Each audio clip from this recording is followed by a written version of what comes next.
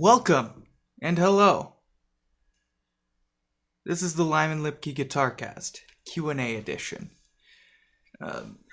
Probably going to be a shorter one today because it is 2:16 in the morning. By the time this goes up, I will be in the middle of a rehearsal, and that's why I am up so late. I was doing my prep, getting my notes in order. Anytime I'm learning a bunch of new material or revisiting some old material I haven't looked at in a while, I like to give myself a one sheet. Just an annotated set list with keys, specific changes, specific rhythms that I need to remember, just so I have something to look at on the floor. It's a safety net. So I was doing that, going through the music, and this goes up. I will be running that. And hopefully, as I come home, I still have a job. So I've got the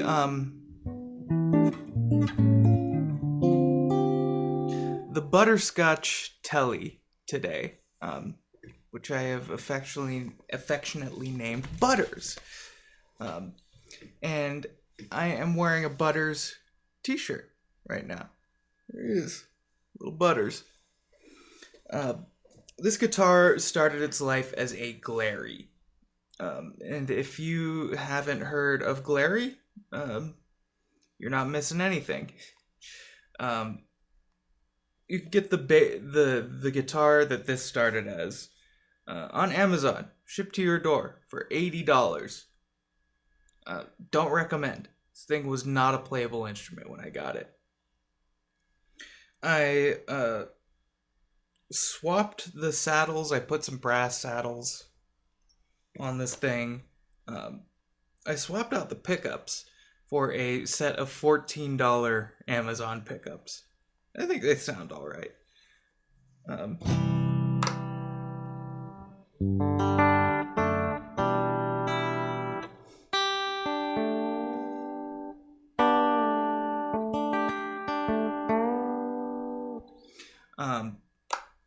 And I've gone through a few different necks on this guitar. I had a Fender neck on it that I got from a buddy of mine. And now I've got a Lion neck off of a Lion Stratocaster. And that seems to match this guitar really well.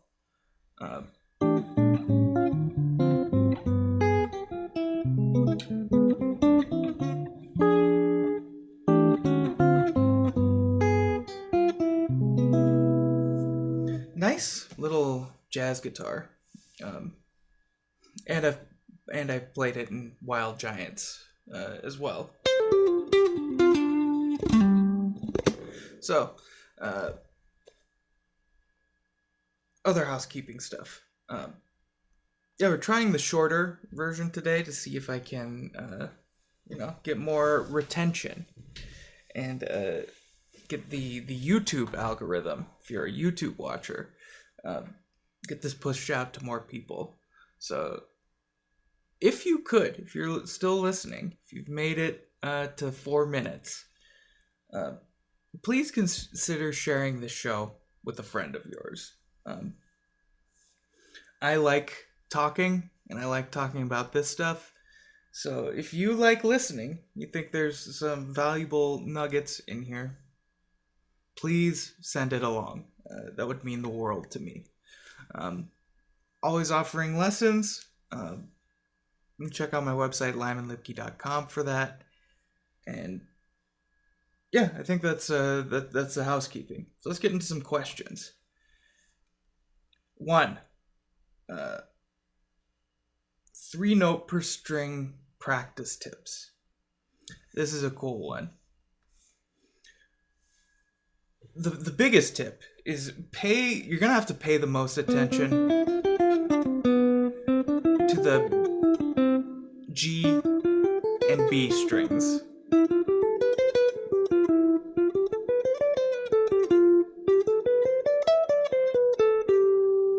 Because those are the strings that different things happen. You've seen my video on scales. You'll know I've got this formation system. I hold my hand like this, 2 whole steps, formation 1. Half step, whole step, formation 2. Whole step, half step, formation 3. And to take it beyond that, we have what I call our formational pairs. So I would call this 1 plus 2, because the plus means I'm moving up a fret. 1 plus 2. And there are only 6 formational pairs on the strings tuned in fourths. 1 plus 2, 1 1, 3 1, 3 3, 2 3, 2 2. It's all 6. And by the time we get to 4th position, 5th position, 6th position, I believe we have hit every single possible formational pair. Meaning, on strings that are tuned in fourths, we have hit every possible move. It's just about putting those moves together. So, 1 plus 2. 2 2. 2 3. So that's 3 of them right there. 3 1. That's 4. 1 plus 2, 2 2, 2 3, 3 1. 1 1. And 1 1 again. 1 plus 2. Our first overlap. Hand does the same thing here across these 2 strings as it does right there. So 1 plus 2. 2 3.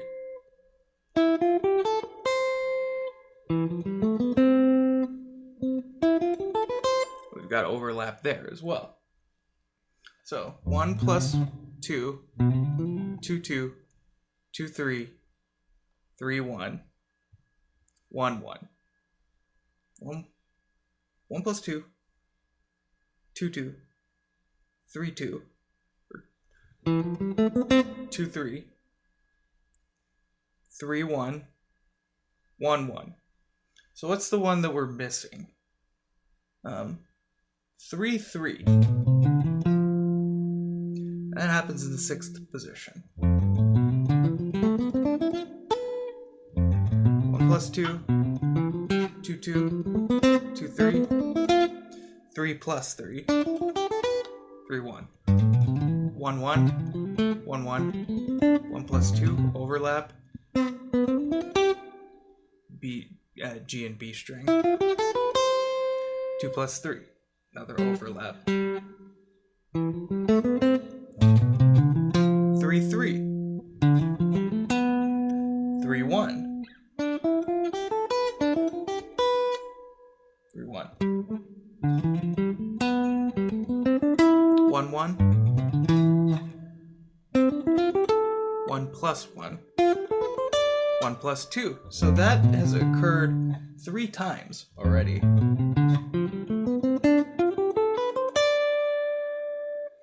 So there's a lot of overlap. First 3 positions, the lowest 3 positions in C major, we get all 6 formational pairs. And the formational pairs overlap. So 1 plus 2 becomes 2 2. 2 2 can become 2 3. The interesting thing about the G and B strings is that they're the same formational pairs, we just add an additional plus. So 1 plus plus 2, 1 plus 1, 3 plus 1, 3 plus 3, 2 plus 3, 2 plus 2. Those are the 6 formational pairs that exist on these 2 strings. Since those happen the least, 1 pair, 2 pair, 3 pair, 4 pair of fourths, and 1 pair of the odd one out. Because that happens the least, we should probably spend the most time on it. No, that doesn't make a lot of sense, but that's probably where you're gonna make the mistake. Because you practice all these, and you got really good at all these formational pairs.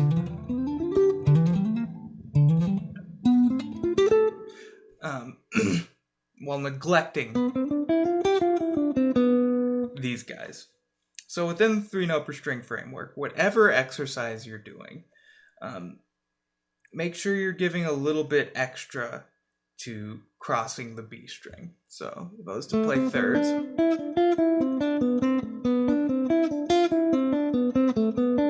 I would just go up and down on the G and B string.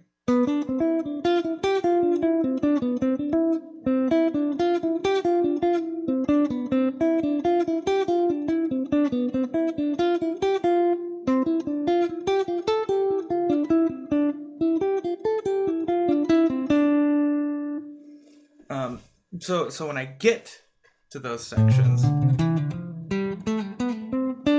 I'm prepared. I know what's going to happen. I'm not surprised.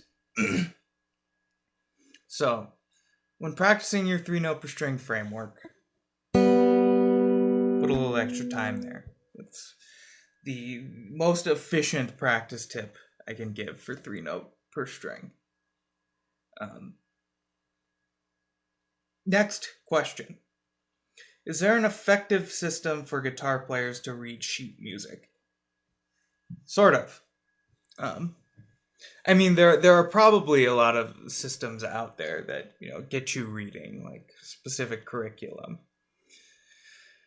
I come from an orchestral background a little bit, playing viola and violin and upright bass. So the notes on the staff weren't really the hard part. And like memorizing notes on the staff, it's basically just memorization. Do that with flashcards.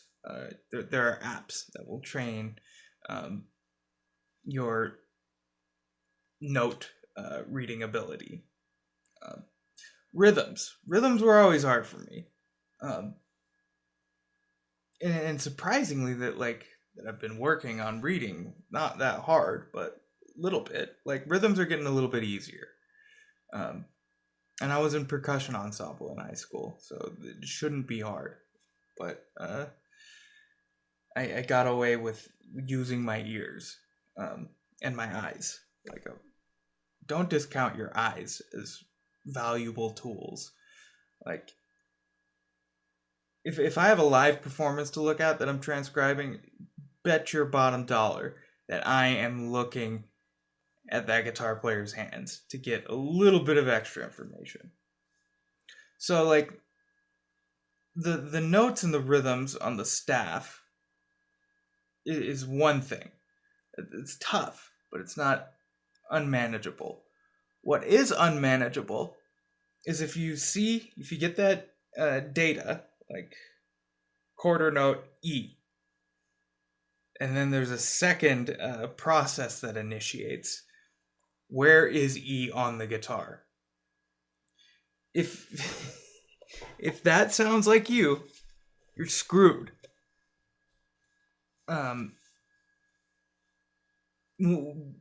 Being in band and orchestra, I heard tell of some stories that some of the wind players didn't know the notes. They just knew when they saw that piece or that line or space on the staff paper, they put their fingers a certain way. And so that note on the staff was linked to something on their instrument. A lot of them saw the note, they knew the note. It was also linked to something on their instrument. The guitar, we got a problem. If we see an F on the staff,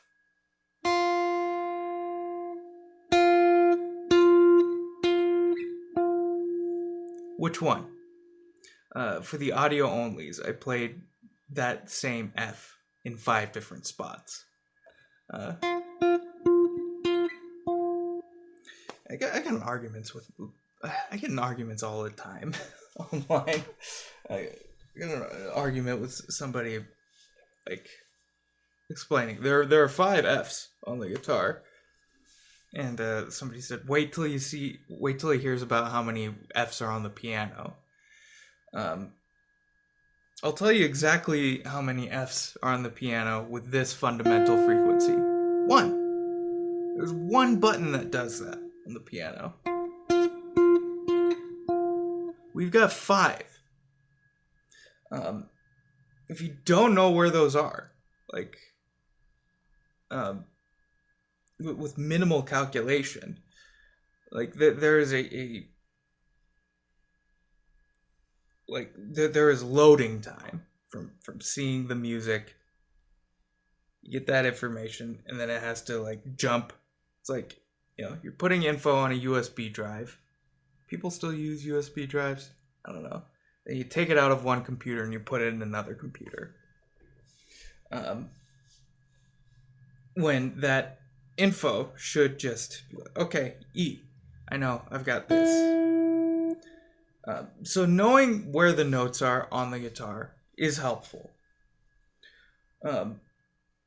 One tip, like, is just follow the melodic contour. I like to look at what the lowest note is, the highest note of any melody, and see if one of my 3-note per string positions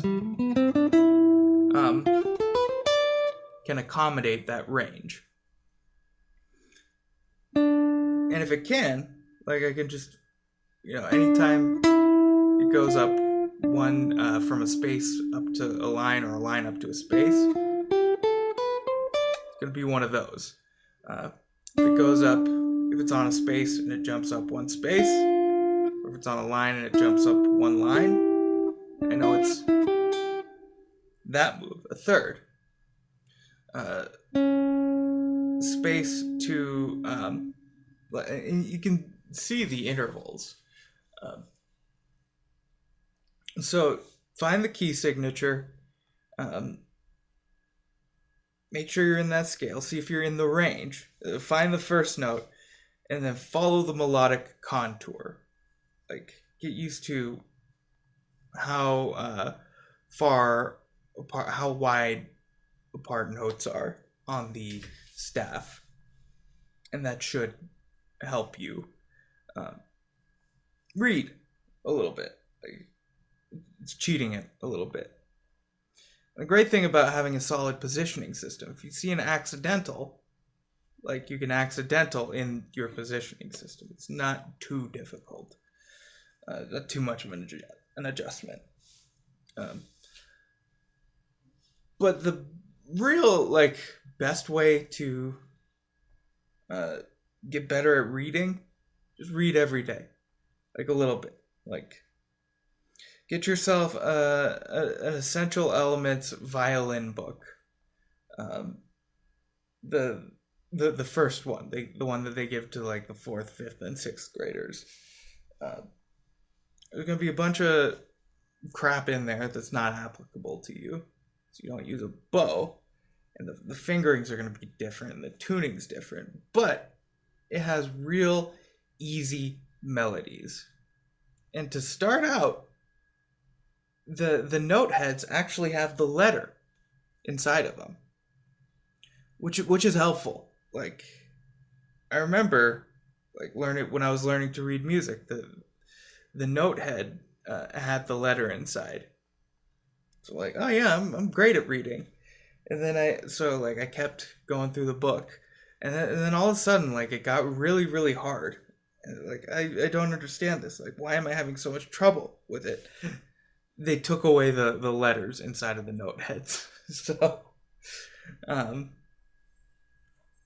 but, like, I had gone, like, 2 months ahead of where we were in our 5th grade orchestra. So, like, after 2 months, like, I had enough. Like, seeing that note head at that spot, I knew that that produced that note. So, like it'll have real simple melodies, like Mary Had a Little Lamb, but incorrectly.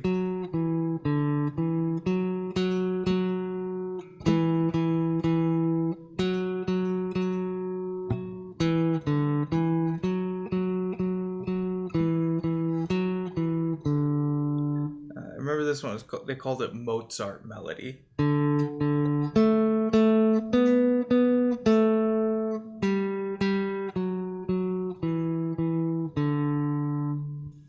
I guess Mozart wrote that. Real simple melodies, real simple rhythms. Like just read something every day. You don't have to be reading giant steps transcriptions, especially if you're just starting out. Like,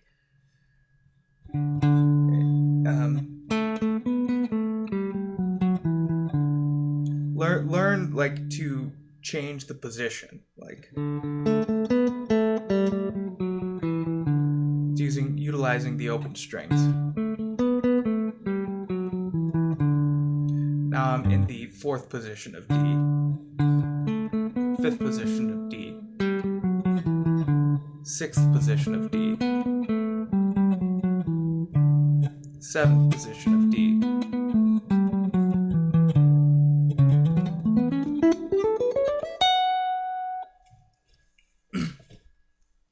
So that's my recommendation. Let's do 1 or 2 more.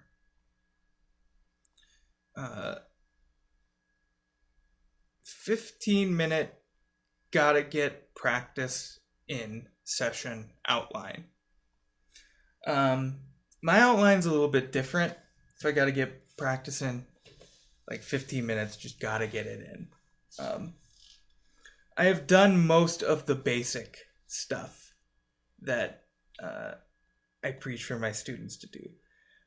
Learning where all the notes are on the fretboard, learning all the triads, learning all the drop 2s, drop 3s, what have you. So my 15-minute practice session, I have a large sort of library of things that I want to get into my playing. I will take one small chunk, play it for 30 minutes. Something like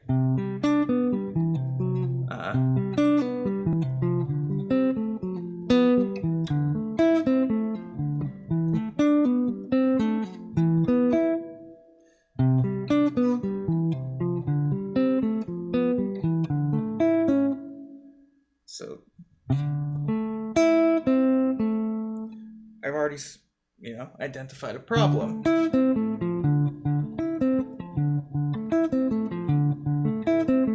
So I'll play that small section over and over.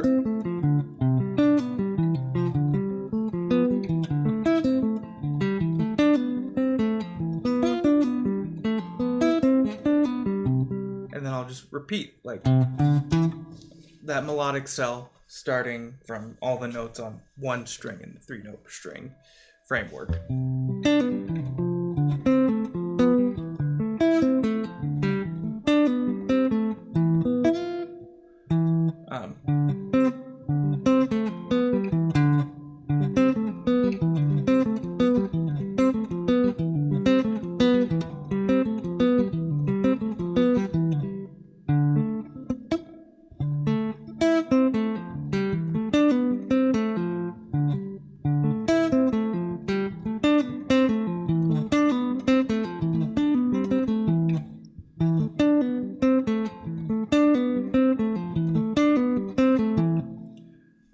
You can tell it's almost 3 o'clock in the morning because I just started practicing there for a little bit.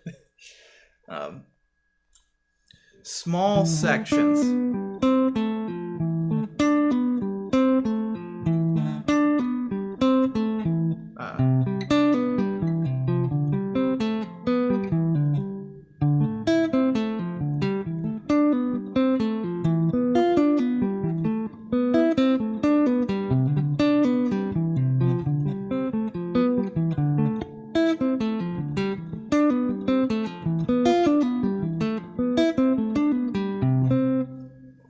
that's what I would practice for 15 minutes. If I wanted to do like daily maintenance practice, whatever I was working on positionally, if you're doing 3 note per string positions, like if you're just learning the positions, 1 minute to 2 minutes for each of the 7 positions, or 1 minute to 2 minutes of each of the 5 positions of caged. So that could be up and down, it could be in thirds, it could be diatonic 7th chords, it could be enclosures, but just a minute, like a maintenance minute 30. 7 times a minute 30 is 10 minutes 30 seconds. It gives you 4.5 minutes to practice other stuff. So you can do like your triads, your closed proximity triads.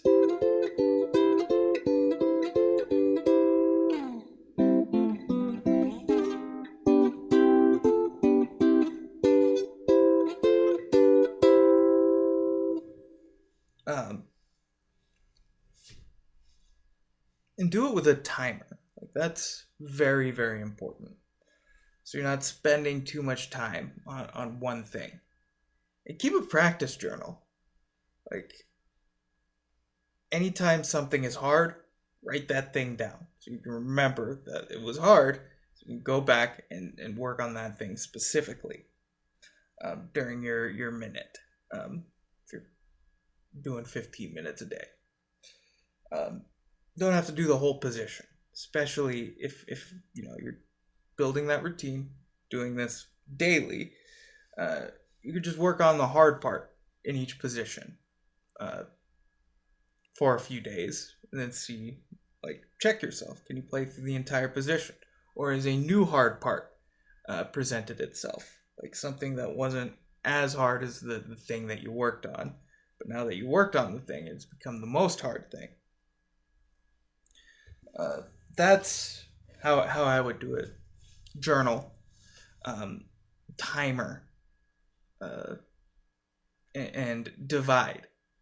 So 10 to 12 minutes on scales in your positioning system, and 3 minutes on chords. Boom. One more question. We've got thoughts on Tom Morello. I like Tom Morello. I think he's a very creative guitar player. He uses the guitar in ways that, especially at that time, not many people were thinking of using the guitar in that fashion. And not many people were thinking of using the guitar like he did.